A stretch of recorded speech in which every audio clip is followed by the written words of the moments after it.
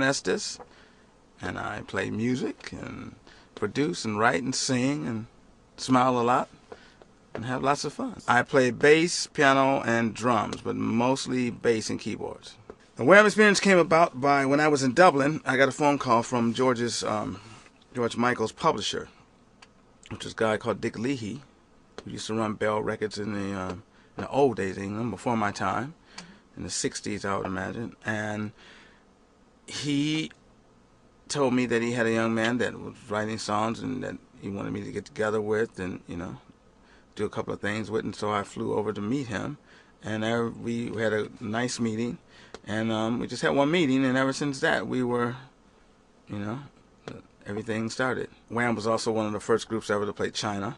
That was very interesting, teaching people to, they had never heard music come from a speaker before, so it was very interesting to see their faces when they were looking at where the sound was coming from. And of course, they had never seen a concert before, so they asked us to teach them what the Westerners do when we have a concert. So we told them, we scream and we go wild and we go crazy and, we yell and we get into it because that's what we do. Did you say they'd never seen a speaker? They had never seen music come through a speaker. They had never had concerts like that before. Big amplifiers and speakers and light shows and people screaming and loud guitars banging. Which, that was a theory. I mean, that's what we thought. But as we played the concert, you could hear a pin drop. It was as quiet as we're talking here now. It's the quietest I've ever played Wake Me Up Before You Go. Actually, it was very quiet. And it was very dramatic. I mean, they got up and danced a little bit, but then the police arrested a lot of people for dancing. So it was quite a shock. It was very communist back then. It wasn't, this is the early 80s, just turning the 80s, and it was very, very strict. Our money was different. Everybody's in China now. In China, everybody's going to China. Everybody's doing these things with China now. The opening dinner was really like Indiana Jones. You had fire dancers. You had monkey brains. You had, you're representing your Western country, so some of these things you just have to do, because you're like the first. So on the table with the little eels or snakes that move that you're supposed to swallow and all these little things. I thought it was quite interesting when I saw Indiana Jones. I went, wow, it's just like that. That's the way it was. I'm still in contact with George and the management, and I just did a biography on the Biography Channel. Did 25 years of George Michael. So I just did that about 3-4 months ago, and that was quite a lot of fun. I know too that George Michael's did Don't Let the Sun Go Down. Yeah, I did that too. You did that? Oh yeah, we did that at Chicago Stadium live. Fantastic. What was that like? It was great. That was awesome. It's great. Well, Elton's always been one of my favorite people. Elton is an amazing person and an amazing songwriter and musician, and we all became very close at that time. And we did Elton's album Nikita. I did that, and that's what me and George did. Wrap Her Up, and then I think Nick Kershaw was on that album. There's been talk about a reunion. I don't know if those are rumors or, I haven't heard anybody say to me directly, but I've heard a lot of talk about it. Are you looking forward to that? If there was going to be a Wham reunion, that would be great. Of course, it would be fun. I had my album out on through Polygram, and that was at the same time the Faith album was out, and so I was the opening act for George Michael. Wow. And then I came out again and for another 2 or 3 hours and played bass and sung with him. So tell us about your album, your first solo album. First solo album was called Spell. Did pretty well for me. I had a couple of people on the album with me, a couple of different producers. Jelly Bean Benitez at that time, he was doing Madonna. That was back in those days. He came out and we did a couple of songs. Simon Climby, who wrote a lot of songs for a lot of other big artists. I think a lot about the Bahamas. I think that one of the reasons why I came here is because I wanted to sort of work with some of the acts here and work with some of the talent, because there seems to be a lot of talent here. You know, and I'm at that phase right now where I'm going into my album where I want to work, I want to produce, and I want to find talent. So I'm very interested in some of the sounds that I'm hearing here, and I've only been here, you know, not too long, but I'm sure the more I come, the more that I will, you know, get into finding some good artists. Are you looking to incorporate some of the Bahamian flavor into your music? I'm thinking about that.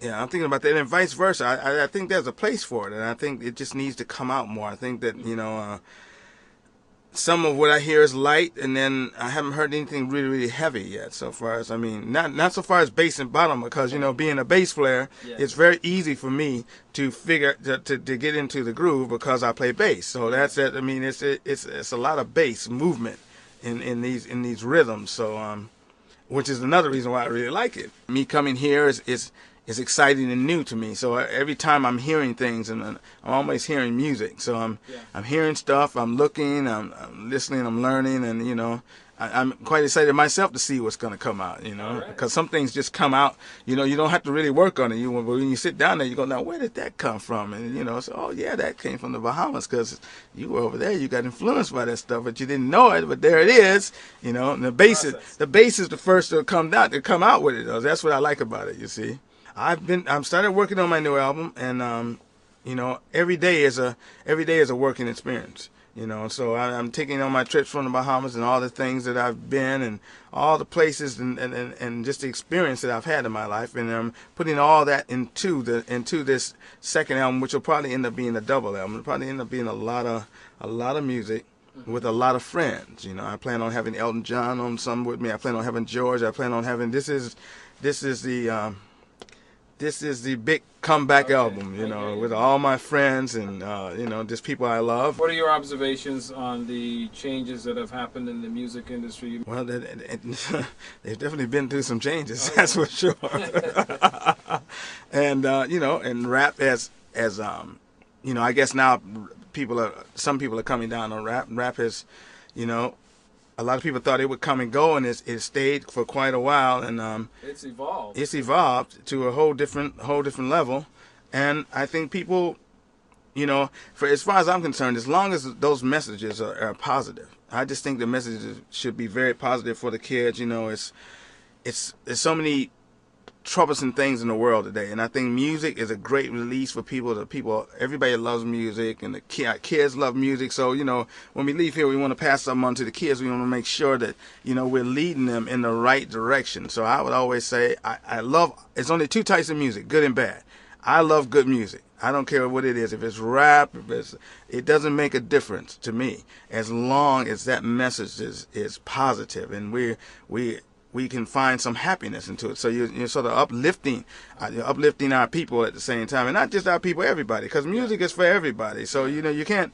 I have never ever been able. I find it very hard to be prejudiced, or other people can be prejudiced in music. It belongs to all of us. I haven't met a lot of writers here, but I'm looking forward to it. I just say writing, as you know, from writing before, and because you had one of the biggest bands here. If not the biggest band for me, it's really about good songs. It's about good songs and melodies, and if you have that, you know, you'll write great songs that can be remembered. You know, everybody has a different opinion what a great song is. A story, for me, I like for the words to be interesting. I like for the words to be real, and you know, and it doesn't you know, that's why. I mean, I guess it doesn't make a difference how many love songs you make, because love obviously must be something to love. If everybody keeps making love songs and they keep selling, that's the only way I had to look at it as a kid. I kept saying another love song. You know, it's nice to write about the world. It's nice you can write about anything, but it's always good to make sure that you know, the music goes somewhere. It's like a good story. That's what I like about country music. Country music tells a story. You might not like it.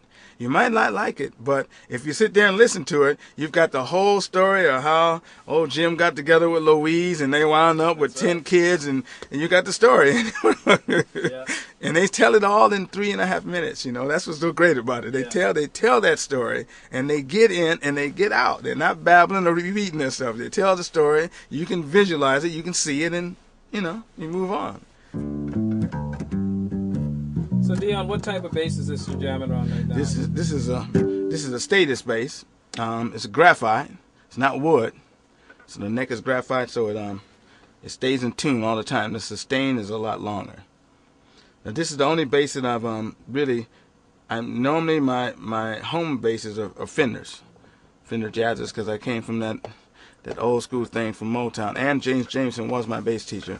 So you know, I had Now this bass has some special features like some LEDs. yeah, it's got some it's got some LEDs on it. There's one side, there's both. Won't help you play any better, but it looks pretty.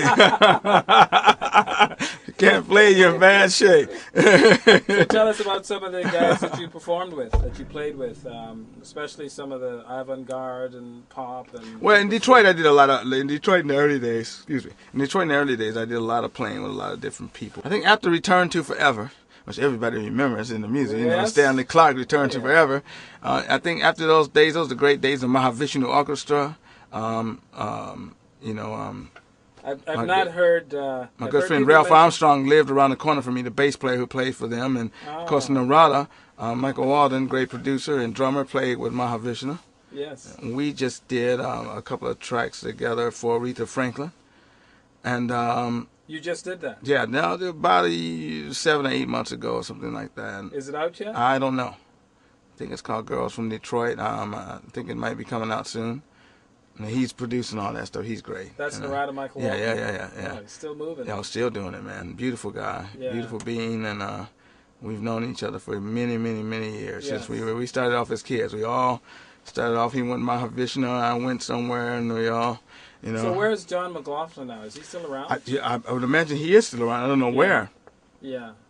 But those were great albums in those days, man. and we were always into that. And then we got into I had a group called Brainstorm. I don't know if you remember Brainstorm. I was in a group called Brainstorm, and they were a great group. And they had a song "Loving Is In My Game," and "This Must Be Heaven," and a song called "Popcorn," and a lot of good records were done back in Detroit, and a lot of good stuff.